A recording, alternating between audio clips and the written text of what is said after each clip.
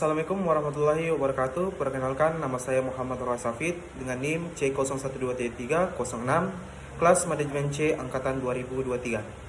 Di video kali ini saya akan memenuhi tugas dari Ibu Wulan Ayu Andiani, SE MM, selaku dosen pengampu mata kuliah manajemen keuangan lanjutan. Baik, adapun materi pertama yang saya akan bahas ini ruang lingkup manajemen keuangan lanjutan. Baik, di sini saya akan menjelaskan tentang ruang lingkup manajemen keuangan lanjutan. Yang pertama tuh pengertian manajemen keuangan lanjutan. Manajemen keuangan lanjutan ini merupakan studi mendalam tentang prinsip dan praktik keuangan yang melampaui konsep dasar manajemen keuangan. Fokusnya adalah pada penerapan teori keuangan dalam pengambilan keputusan yang strategis kompleks, terutama dalam konteks perusahaan yang besar dan multinasional. Tujuan manajemen keuangan lanjutan ini dapat memaksimumkan nilai perusahaan yang diukur dari harga saham perusahaan. Selanjutnya pembahasan tentang sejarah perkembangan manajemen keuangan lanjutan. Jadi pada awal abad ke-20 ini, manajemen keuangan muncul sebagai bidang ilmu yang terpisah. Fokus utamanya adalah pada aspek-aspek hukum yang terkait dengan perusahaan seperti merger, akuisisi, dan pendanaan. Pada masa ini, manajemen keuangan lebih menekankan pada aspek hukum yang muncul pada perusahaan. Selanjutnya pada tahun 1940 sampai 1950. Periode ini ditandai dengan peningkatan minat masyarakat terhadap manajemen keuangan. Analisis keuangan mulai berkembang dengan fokus pada perencanaan dan pengendalian keuangan. Pada tahun ini, manajemen keuangan mulai dipelajari oleh masyarakat luas. Selanjutnya pada tahun 1960 sampai 1970. Manajemen keuangan mengalami pembaharuan terutama dalam hal pengelolaan utang dan modal sendiri. Teori-teori keuangan modern mulai muncul seperti teori portofolio dan model penetapan harga aset modal. Pada tahun ini, ilmu manajemen keuangan mengalami suatu pembaharuan pada sisi hutang dan model sendiri yang berada di sisi kanan. Dan pada tahun 1980, lingkup analisis manajemen keuangan semakin luas, mencakup inflasi, deregulasi, keuangan, dan pasar modal internasional. Penggunaan komputer dalam analisis keuangan semakin meningkat. Pada tahun ini, analisis manajemen keuangan mulai meluas, meliputi seperti inflasi dan efeknya terhadap suku bunga, deregulasi lembaga keuangan, peningkatan penggunaan komputer dalam analisis pembuatan keputusan keuangan. Makin pentingnya pasar keuangan internasional. Dan pada tahun 1990 sampai sekarang, manajemen keuangan internasional menjadi semakin penting seiring dengan globalisasi ekonomi, fokus pada penciptaan nilai pemegang saham semakin kuat, teknologi informasi memainkan peran penting dalam manajemen keuangan modern. Pada era ini, ruang lingkupnya kian luas hingga manajemen keuangan internasional.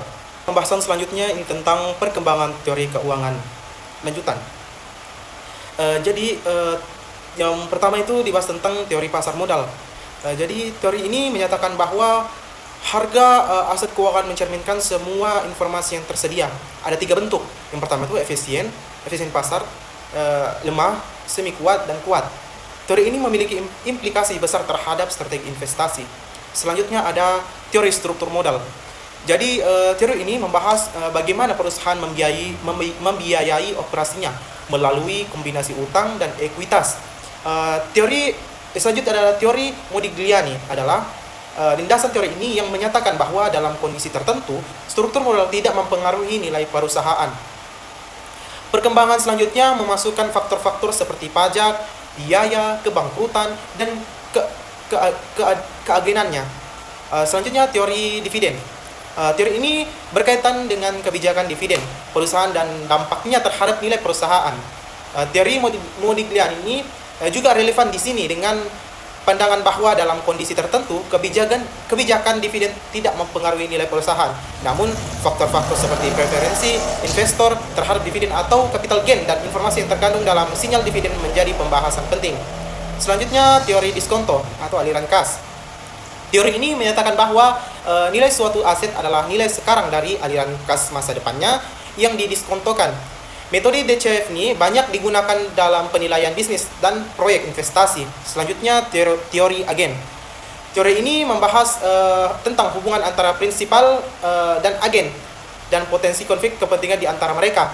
Konsep biaya keagenan ini menjadi penting dalam memahami bagaimana perusahaan mengelola hubungan ini. Teori selanjutnya teori informasi. Teori ini mengakui bahwa manajer seringkali memiliki informasi yang lebih daripada investor. Informasi asimetris dapat mempengaruhi keputusan keuangan dan harga aset. Selanjutnya, teori portofolio. Teori ini membahas bagaimana investor dapat membangun portofolio yang optimal dengan menyeimbangkan risiko dan pengembalian. Konsep diversifikasi dan efisiensi frontier dalam inti dari teori ini. William Sharpe dengan mengembangkan teori keseimbangan yang menghubungkan antara risiko dan hasil, yaitu dengan capital asset pricing model. Selanjutnya, teori opsi. Teori ini membahas penilaian dan penggunaan opsi keuangan, yaitu model Black-Scholes adalah model terkenal untuk penilaian opsi. Opsi memberikan hak tetapi bukan kewajiban untuk membeli atau menjual aset dengan harga tertentu. Selanjutnya, fungsi manajemen keuangan lanjutan terbagi menjadi 3. Yang pertama itu keputusan investasi, yang dimana keputusan ini terhadap aktiva apa yang akan dikelola oleh perusahaan. Yang kedua, keputusan pendanaan, yang dimana biaya bunga untuk dana yang berasal dari hutang dan dividen bagi dana yang berasal dari saham atau modal sendiri. Yang ketiga, pengelolaan aktiva, yang dimana serangkaian tindakan terkait perencanaan, perolehan, penggunaan, pemeliharaan, dan pelepasan aset untuk memaksimalkan nilai dan mendukung tujuan organisasi atau individu. Selanjutnya, pertemuan kedua itu membahas tentang risk and return dan jenis-jenisnya. Pertama itu pengertian risk dan return. Jadi return ini pengembalian hasil suatu investasi saham yang telah terjadi pada periode waktu yang lalu. Sedangkan risk ini penyimpangan hasil return yang diperoleh oleh rencana hasil return yang diharapkan. Selanjutnya, pengukuran return dan risiko sekuritas. Jadi pengukuran return individual ini adalah proses menghitung dan menganalisis keuntungan atau kerugian yang diperoleh oleh investasi dalam satu sekuritas atau aset tunggal selama periode waktu tertentu. Pengukuran ini penting bagi investor untuk mengevaluasi kinerja investasi mereka dan membuat keputusan investasi yang lebih baik. Pengukuran risiko individual artinya risiko yang diperhitungkan adalah penyimpangan return, realisasi dan dengan return yang diharapkan atas saham secara individu yang ditunjukkan oleh besarnya standar revisi atau varian saham yang bersangkutan. Pengukuran return portofolio ini proses menghitung dan menganalisis kinerja investasi dari sekumpulan aset seperti saham, obligasi, dan reksadana selama periode waktu tertentu. Tujuannya adalah untuk menilai kinerja keseluruhan portofolio dan membandingkan dengan tolak ukur atau portofolio lainnya.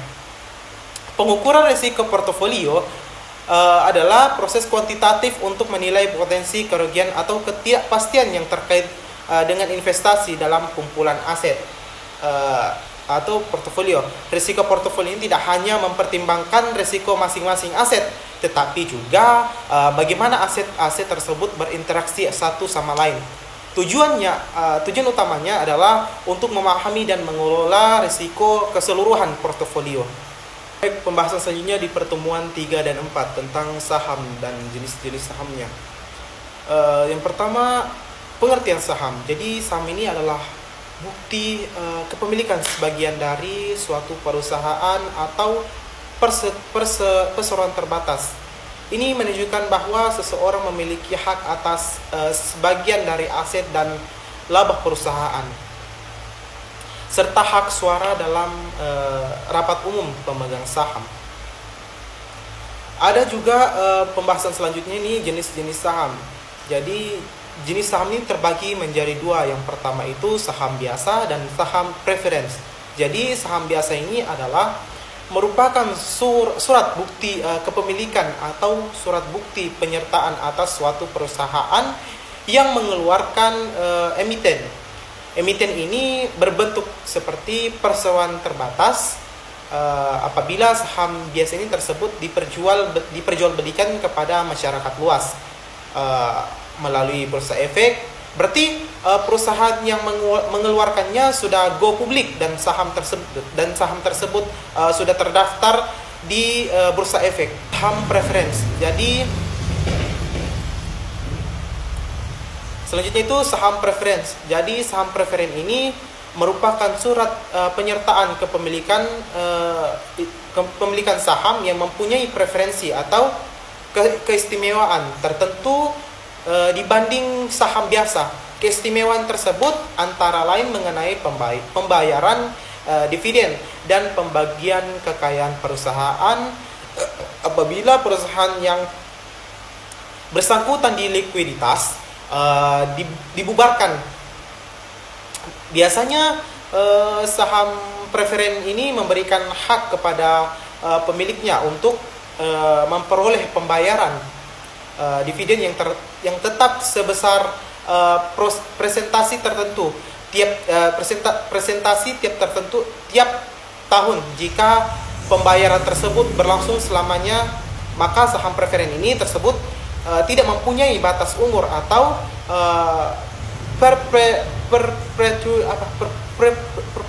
perpetuity. Baik, selanjutnya pertemuan kelima itu tentang risiko obligasi. Jadi pengertian obligasi ini merupakan surat pengakuan hutang berjangka panjang yang dikeluarkan oleh perusahaan atau pemerintahan yang pihak yang mengeluarkan obligasi tersebut berarti mempunyai hutang kepada pihak yang membelinya. Sebaliknya, pihak yang membeli obligasi tersebut adalah disebut sebagai investor. Dalam hal ini bertindak sebagai kreditur bagi pihak yang mengeluarkannya. Selanjutnya ada istilah-istilah yang ada di pada obligasi. Yang pertama itu maturity date atau tanggal jatuh tempo obligasi. Selanjutnya ada call provision, di mana provisi yang harus dibayar oleh pemegang obligasi apabila yang bersangkutan memiliki obligasi tersebut tidak sampai jatuh tempohnya. Yang ketiga itu coupon interest rates, yang dimana tingkat bunga yang dikenakan pada obligasi. Selanjutnya yang keempat itu yield to maturity, yang dimana pendapatan atau return yang diharapkan dapat diperoleh oleh pemegang obligasi jika obligasi tersebut dimiliki sampai pada saat jatuh tempo. Yang kelima yield to call, yang dimana tingkat penghasilan atau return yang diharapkan dapat diperoleh pemegang obligasi jika obligasi tersebut dimiliki tidak sampai jatuh tempo. Selanjutnya discount bond atau diskon ini potongan nilai obligasi jika suatu obligasi dijual di bawah harga nominal. Selanjutnya ada premium bond, yang dimana kelebihan nilai obligasi karena harga obligasi yang dijual di atas harga nominal. Selanjutnya pertemuan ke-6 yaitu tentang risiko reksadana dan jenis reksadana. Yang pertama itu reksadana. Reksadana pasar uang adalah jenis reksadana yang menginvestasikan dana kelolaan pada instrumen pasar uang dengan jatuh tempo kurang dari 1 tahun. Instrumen pasar uang ini umumnya berupa deposit berjangka, sertifikat deposit, surat berharga pasar uang, obligasi dengan jatuh tempo kurang dari 1 tahun. Yang kedua tuh reksadana pendapatan tetap, yang dimana reksadana pendapatan tetap ini adalah jenis reksadana yang menginvestasikan sebagian besar minimal 80% dana kelolaannya pada instrumen pendapatan tetap seperti obligasi atau surat utang. Tujuan utama reksadana ini adalah untuk menghasilkan pendapatan yang stabil. Yang ketiga tentang reksadana saham, di mana reksadana saham ini adalah jenis reksadana yang menginvestasikan sebagian besar minimal 80% dana kelolaannya pada saham perusahaan. Yang keempat itu reksadana campuran, di mana reksadana campuran ini adalah jenis reksadana yang menginvestasikan dana kelolaannya pada kombinasi instrumen pasar uang, obligasi, dan saham. Tujuan reksadana campuran ini adalah untuk mencapai keseimbangan antara pertumbuhan modal dan pendapatan. Pertemuan ke-7 membahas tentang biaya modal. Jadi biaya modal dapat diartikan adalah biaya real yang harus dikeluarkan oleh perusahaan untuk memperoleh dana baik dari berasal dari utang, saham preferen, saham biasa maupun laba ditahan untuk mendanai suatu investasi perusahaan. Jadi biaya modal ini terbagi lagi menjadi 2. Yang pertama biaya modal individual dan biaya modal keseluruhan. Yang dibahas pertama itu biaya modal individual, terbagi lagi beberapa bagian. Itu biaya modal hutang jangka panjang, yang dimana merupakan hutang yang jangka waktunya pengembalian lebih dari 1 tahun. Selanjutnya biaya modal hutang jangka pendek, yang dimana biaya tersebut hutang jangka pendek atau hutang lancar merupakan hutang yang jangka waktunya pengembalian kurang dari 1 tahun. Selanjutnya biaya modal saham preferen.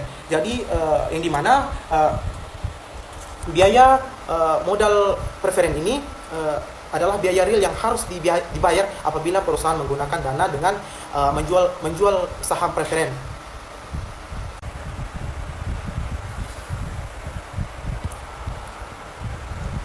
Selanjutnya biaya modal saham biasa. Jadi saham modal biasa dan laba ditahan ini, biaya modal saham ini seringkali disatukan menjadi biaya modal sendiri. atau bisa katakan lain biaya ekuitas, atau kadang-kadang disebut biaya modal saham biasa, satu merupakan biaya yang dikeluarkan oleh perusahaan yang memperoleh dana dengan menjual saham biasa atau menggunakan laba ditahan untuk investasi. Biaya modal saham biasa ini atau biaya ekuitas dapat mengalami peningkatan secara internal dengan menahan laba, atau secara eksternal dengan menjual atau mengeluarkan saham biasa atau saham biasa baru.